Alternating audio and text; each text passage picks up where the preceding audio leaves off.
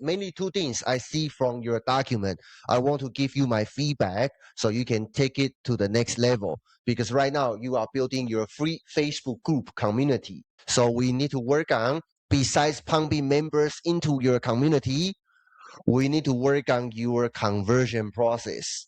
Imagine when people join your community, they are super cold. So what are the first couple training, free training they can go through? So you want to encourage them to do something.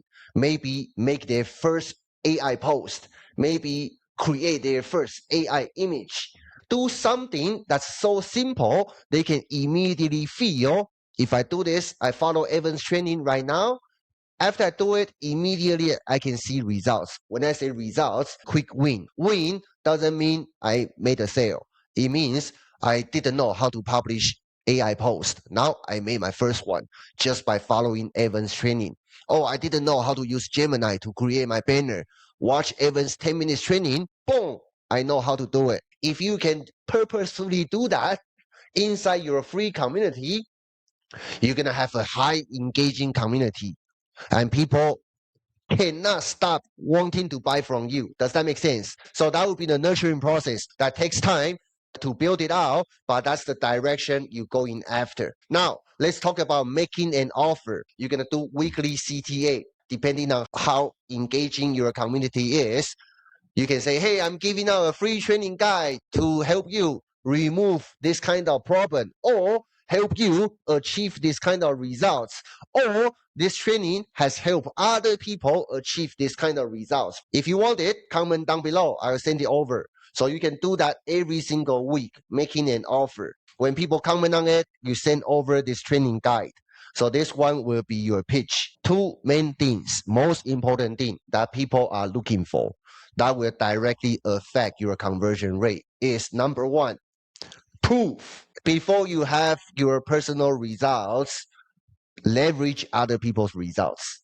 That's actually a good thing, because if I keep talking about my own results, my audience will feel, hey, that's because of you. You got lucky, or you have some kind of magic power. Even though everything you say is true, I don't believe I can do it. You can do it, I cannot do it. So when I do the pitch, when I do this kind of document, I emphasize other people's results besides me, because I want to break their false belief. It's not just me. It's not just one or two people.